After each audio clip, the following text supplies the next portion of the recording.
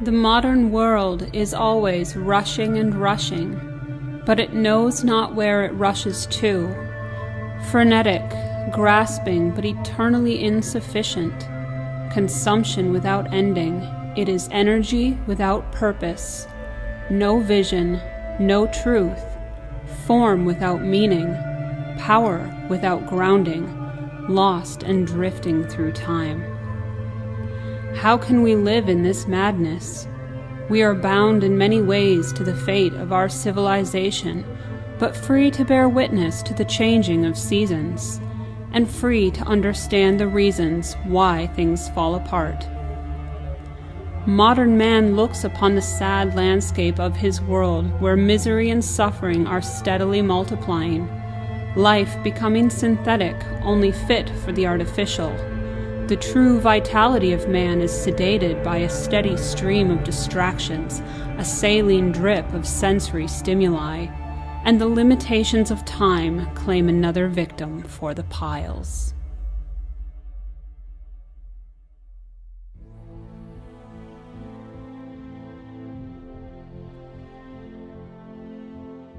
In this series, we will be taking a journey back in time. So far back in time, in fact, that time somewhat loses its meaning. But such a journey is necessary if we wish to visit the world of tradition, a world that now exists only in the faintest of echoes, and only for those who listen closely enough to hear them. To make this journey, we will be relying on a special book, Revolt Against the Modern World, as our vehicle. A book written by a man who wanted to lay down a testimony for those who are different, who are of a type that do not belong to this time. The man who wrote this book was the Baron Julius Evola, a man who has gifted the modern world with extensive philosophical writings on the world of tradition. Evola himself did not claim ownership over the ideas presented here. He saw himself as merely passing them on, keeping the torch lit until it could be handed off to the next generation. And now the torch lays at our feet, its flame barely flickering. Will we let what remains of this ancient, ever-burning light be snuffed out in the dirt? Or will we pick it up and rekindle its flame and proudly bear it forth? In order to be able to rekindle this flame, however, we must know what makes it burn, and so we must commence our journey back into the world of tradition and learn the wisdom of our ancestors. We begin at the beginning, in the foreword of the book. In order to revolt against the modern world, we must first understand what is meant by the phrase the modern world, and also what it means to revolt. When we think of the modern world, we think of the here and now, the most current, up-to-date version of our world. Anything in the past is outdated and no longer considered modern. This progressive thinking is part of our sickness.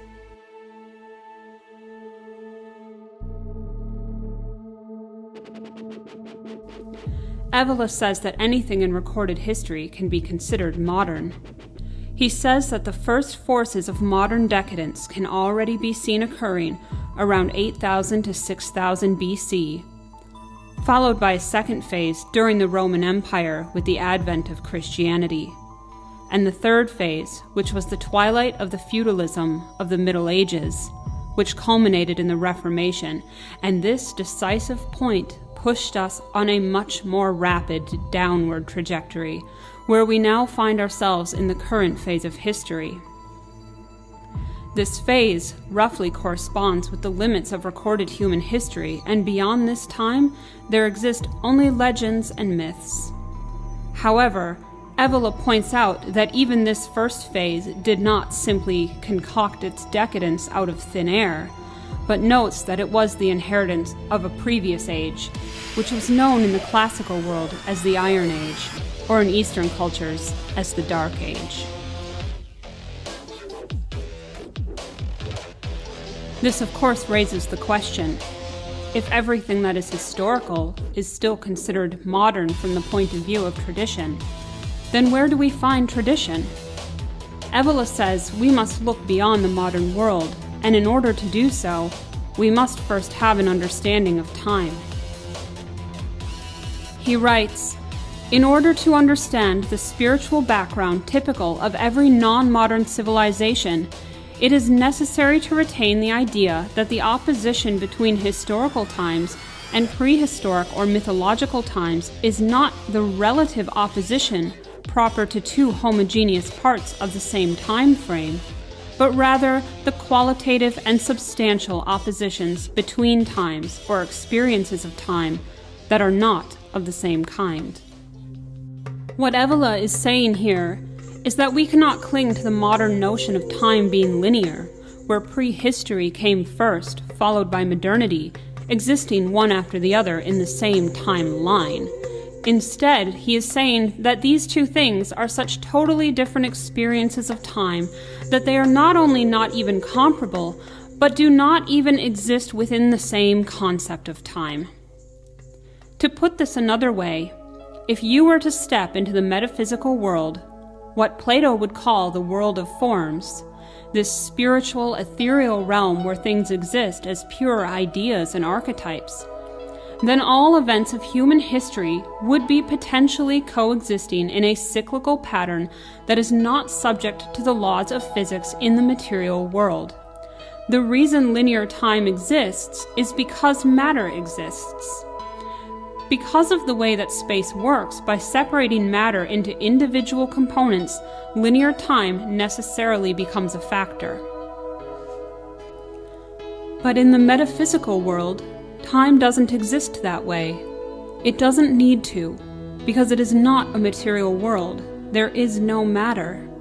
So it is possible there for events to coexist in a way where the past, present, and future are all one and the same. Imagine trying to explain time to an entity that has never experienced linear time and exists as an infinite being.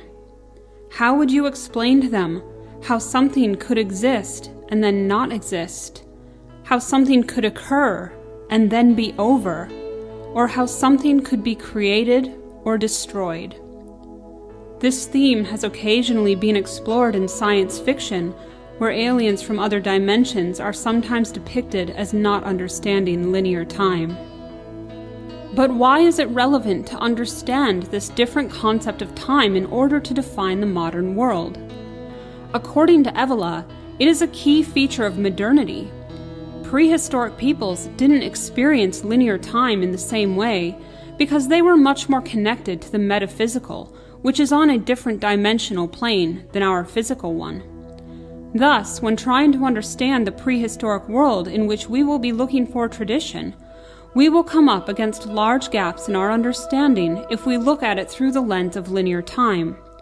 For example, creation myths might have some truth to them, but trying to interpret them literally in a linear time frame will make them seem implausible. However, those events likely occurred before linear time was a factor. This concept is alien to modern man because he is too far removed from the experience of regular and close contact with the metaphysical. This disconnect from the metaphysical world is a big part of the reason for our modern sickness. The modern person looks at history and believes he is an evolved form on the fast track to progress. He thinks that because his manipulation of matter is improving through the use of his rational and technological abilities, that he is reaching a crescendo. However, what is his aim? Presently, there is a push towards better and better artificial intelligence and robots.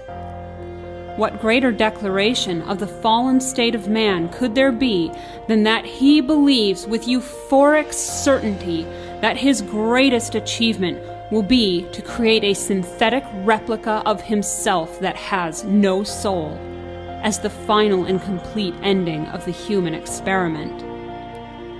How much more removed from nature and spirituality can you be when the culmination of your profane science is to create a materialistic, intelligent life form devoid of any divine spark?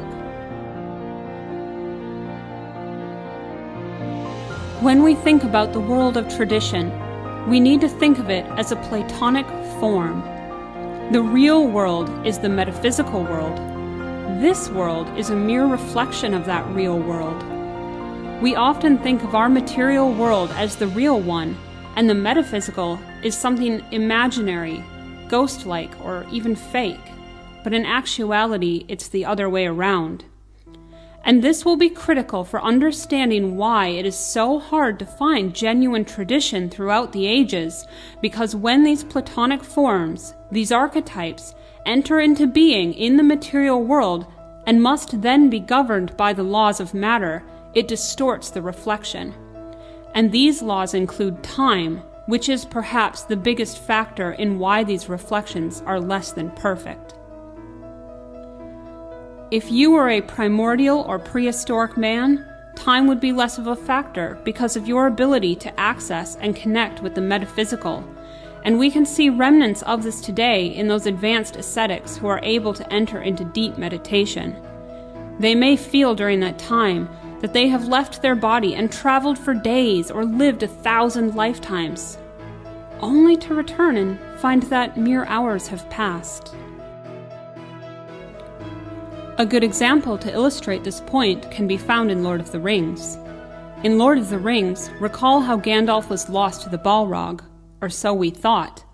Gandalf the Grey tumbled down into the abyss battling this ancient demon, and Frodo and the rest of the Fellowship thought that was it for poor Gandalf. But he returns as Gandalf the White not too long after. Recall what he says about his battle with the Balrog. He says he battled the demon for many ages. How is this possible for Gandalf to have battled for what must have been thousands of years, only to return to Middle-earth a short time later?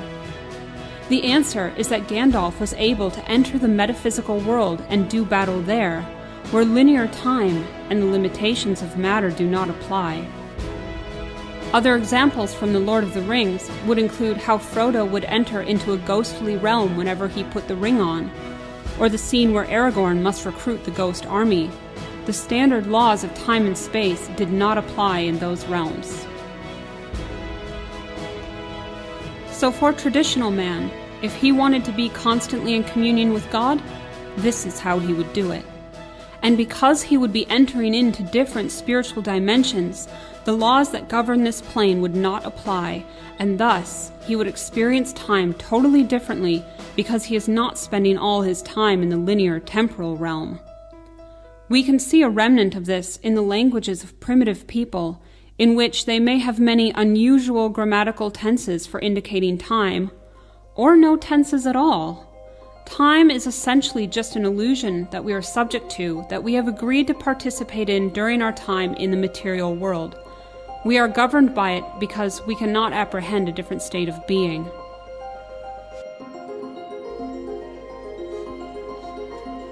This leads us then to what it means to revolt against the modern world, now that we have some understanding of what the modern world actually is. Evola makes only a brief but clear mention in the foreword of what the path of revolt entails, setting the tone for what will be laid out in the rest of the book.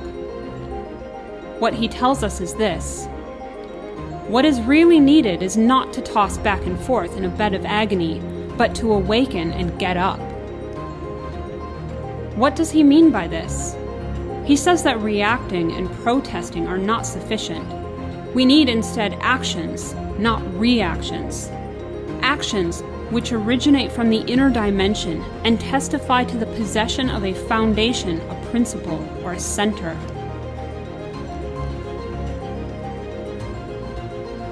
In order to revolt, one must spiritually awaken and orient towards these inner principles. We shouldn't try to pick up faded transmission signals from the past in order to mimic them. Instead, we need to recreate the original event. We need modern ascetics and spiritual guides, and in absence of them, we need to become sages unto ourselves as we seek divinity. Evola criticizes modern politics as being reactionary, and because it is reactionary, there is always a tactical lag. You cannot defend tradition in this way. Tradition must be embraced and cultivated internally. The modern world is filled with people who have too much free time on their hands, which they use unwisely. They believe they are fighting the slide into decadence by arguing their political talking points or by being outraged, when what they ought to be doing is reading, meditating, and making an art of living in a positive, constructive, and wholesome way. Be in the world, but not of the world.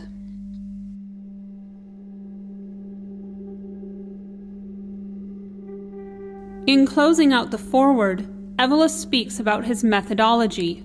He writes, "In the course of this book, I will refer to various Eastern and Western traditions, choosing those that exemplify through a clearer and more complete expression the same spiritual principle or phenomenon.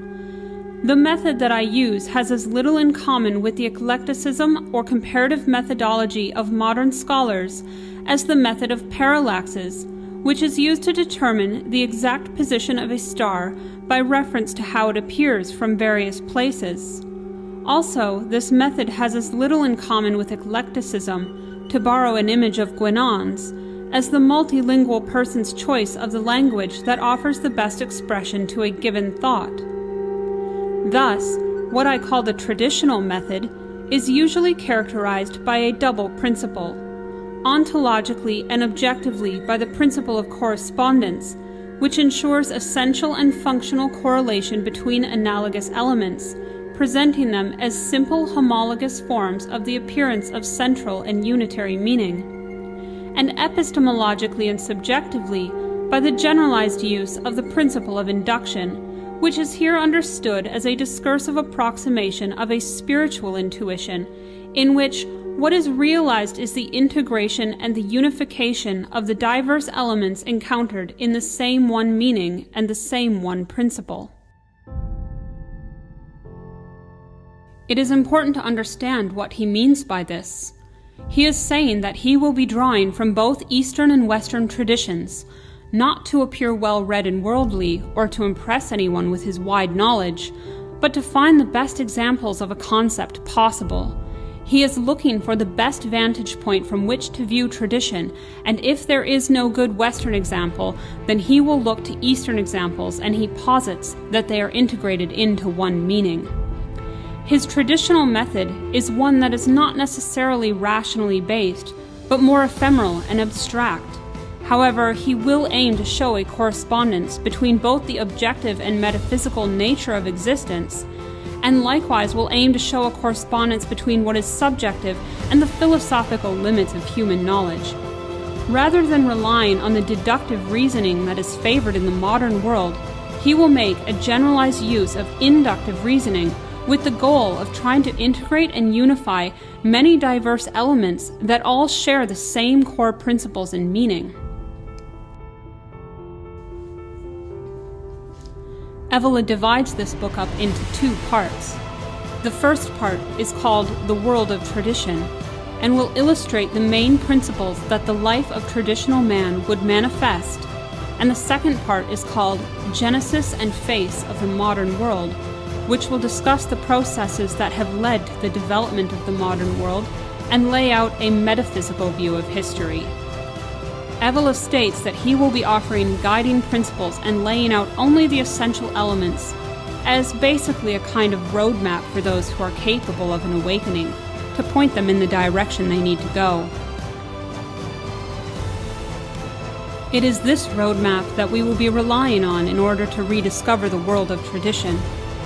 Along the way, we will collect more and more kindling for the torch that has been left to us to carry, in the hopes that it will burn brightly once more.